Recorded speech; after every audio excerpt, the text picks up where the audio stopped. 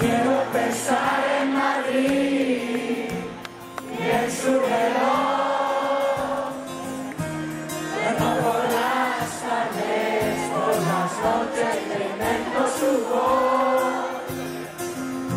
En las sombras me veo al revés, en los libros encuentro mejor.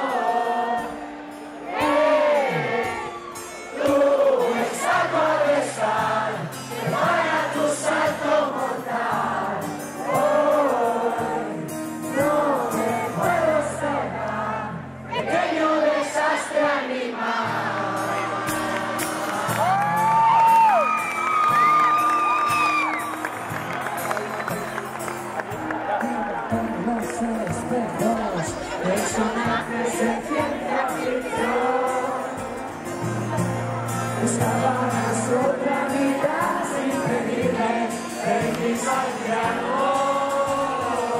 Tienen sucios recuerdos cuando he hecho la vista hacia atrás.